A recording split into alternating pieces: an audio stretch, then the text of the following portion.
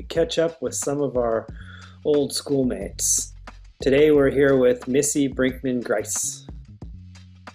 I'm wondering if it was for you, but maybe not. I mean, it seemed like we had a party scene so early on that by the time we hit college, we had already done all the stuff, whatever the drugs were, psychedelics, this, that. And so by the time most kids get into college and go, yee-hoo, we were kind of like past that.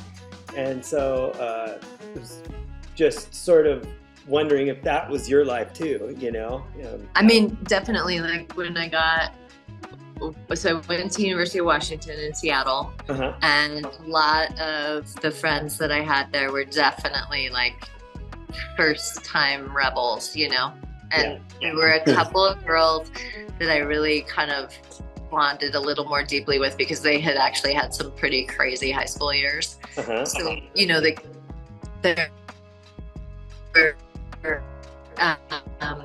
trips up to Whistler, and they're like, we're gonna get cocaine, and I'm like, no, like in boys. Why? I'm like, also, my mom told me not to do cocaine unless I knew where it came from.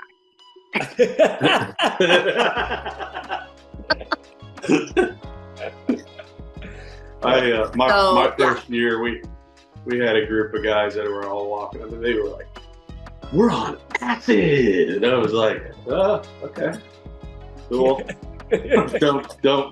Don't stare at the mirror, you know. Don't watch your hands breathe for 4 hours.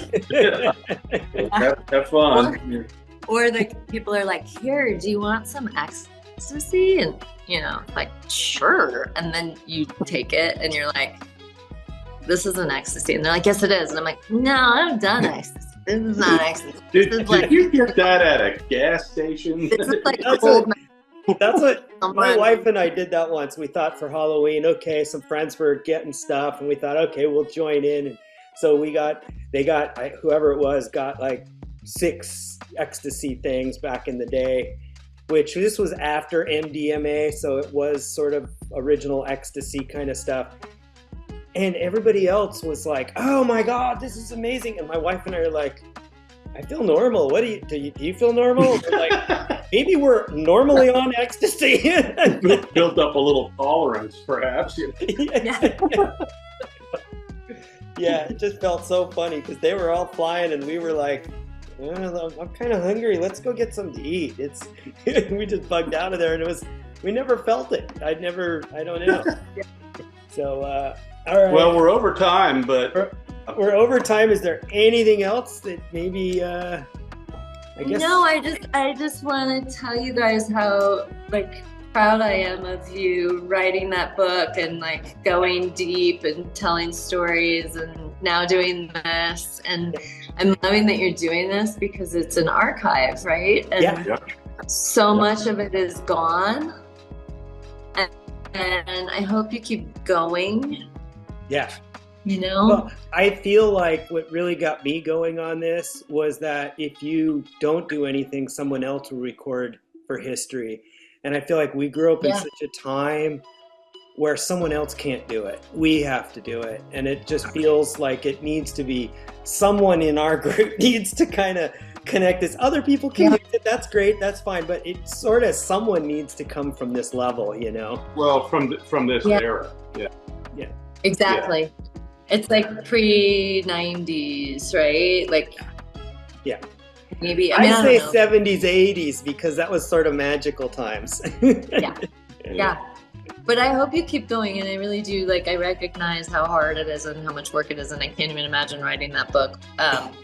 But this type of digital format where you can scoop up a bunch of people and get their stories, and it's a permanent imprint, right? That's all Andy, man. He's wherever he is on the screen. So. Well, it's a collaborative thing. It's a group thing. I feel like what I found is really fun is I thought I was just doing this and just trying to get a little conversation, but it seems like everybody that I was interviewing, like your mom and Tom Crum and all those, they're so into it that it was so fun to learn stuff from them and listen to some of their stuff.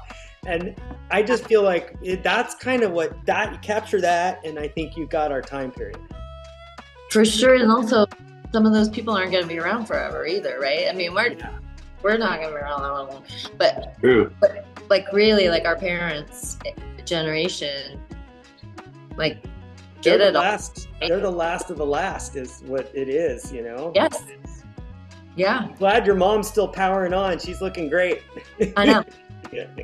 I know. She's just like this funny little anomaly. Like Grace, my daughter, and I, we were like, oh God, we're like COVID, like they're telling people to stay home. And then it was like, they're telling people to wear masks. And we're like, she's not in. Like she doesn't like rules. She doesn't like rigidity. I'm like, this is going to go so poorly. And you know what? No, it was like, she just turned around and was like, okay, I gotcha. Like, I haven't been anywhere in 3 days, you know, or like, oh, good, because you're supposed to stay home for 2 weeks. Oh, when she got it, you mean, yeah. No, she just was like, all of a sudden, she just was this rule follower. And I mean, I don't think it was like the best time in her life, but she kind of came out of it just a little more dedicated to like doing rules. Cool. You know, like wear a seatbelt. Right. And now she's like 50-50 with a seatbelt, which is great. It's better than zero. Do you think that it's partly because that whole thing was to try to help others? Because your mom seems like a pretty nice person, you know? Yeah, I think she wanted, of course, she wanted to do the right thing. Yeah. And in this case, it was literally life or death for people. And so she's like, I can do this. I can follow rules. Yeah. We were like, you can? I sort of felt like I was out on one of those camping trip things, and it was like, okay, now I got to do this. Okay, take your groceries, and you got to take, because they didn't know anything. We didn't know anything. You had to take the groceries out to the door, and then you had to take them to the house. It was like this whole process, and I was like, I just felt like I was on another outdoor ed adventure, and everybody was on the same trip. Yeah, you know, that's washing their tomatoes with Lysol wipes and whatever else.